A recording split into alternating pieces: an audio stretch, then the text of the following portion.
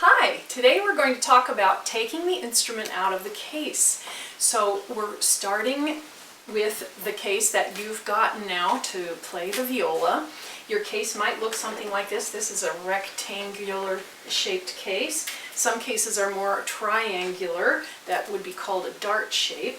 What we want to do is set the case down on a solid surface, either on a piano bench like this or down on the floor, and that way you won't risk opening the case if it's in your lap and having it fall. So have it down on something solid, then open the latches, and on this case I need to get my fingernails underneath the lid of the lid because it's a very tight fit.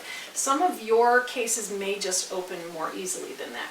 And now I have my case open, and you see that it has a cloth on top of the viola, so I'm going to be taking that off and just set it aside. And the next thing I'm going to do is take out the viola. It's connected down here and secured in. Do you hear that? That's a Velcro strap that holds it in securely. So now when I take it out, I'm holding it by the neck. And I'm holding on tightly because I don't want to risk dropping it, and when it drops, it is made out of very thin wood and it can crack the wood. When I take it out, I'm holding it with my left hand so that I can take it and put it right underneath my right arm. Notice that my right arm is actually hugging the viola, and I'm having my arm go around this area of the viola, which is the bridge. Don't put your arm on top of the bridge, but put it around the bridge, and then hold on the side, the bottom side. When I have this in position this way, it's protected by my arm, and I can see the front of it, and I can walk around, I could talk to somebody, and the instrument would still be protected. So this is a good position to learn right from the very beginning. Now, I still have other things in the case. I have rosin, a cloth, a bow. I'm going to be talking about the equipment in the next video. What I do want you to know about the viola is that temperature affects it very badly sometimes if it gets too hot or if it gets too cold. When it gets too hot, the varnish will bubble up, and then it's a very expensive repair to get fixed at a repair shop. And if it gets too cold, then the wood can dry out, and when it gets too dry, then it might crack. So be careful to keep it the temperature of what you feel is comfortable for yourself. And the other thing that affects the wood is humidity. The best range of humidity for any of the string instruments, and for this viola, would be between 30 and 40%.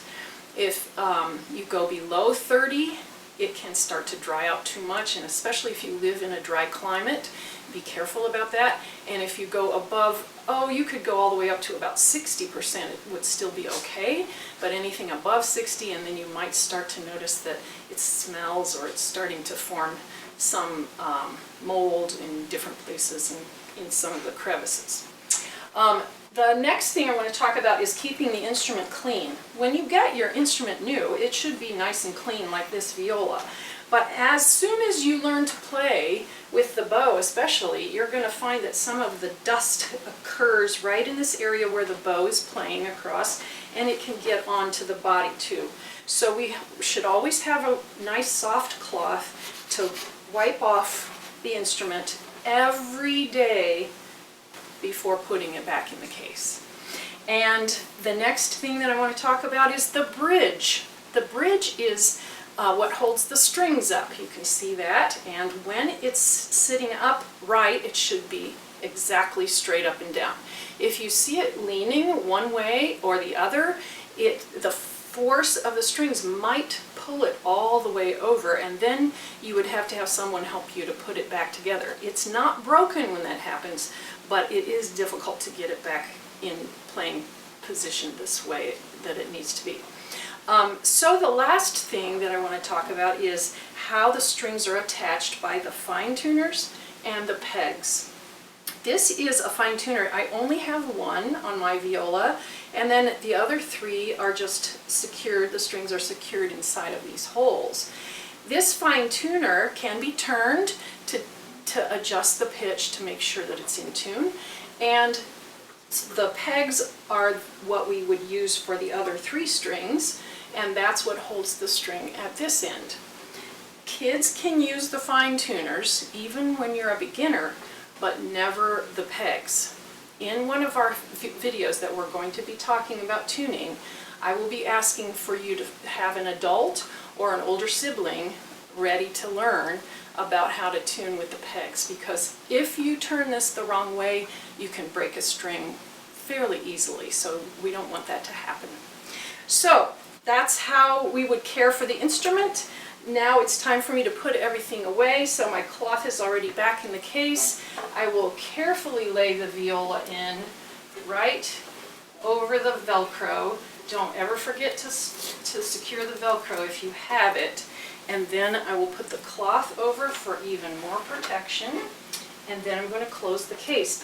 Now never, ever, ever close your case and leave the latches open. Always close the latches too, because if you forget and pick up the instrument with the latches open, it could go tumbling onto the floor and you might break it. I hope that gives you some ideas about how to take care of your viola.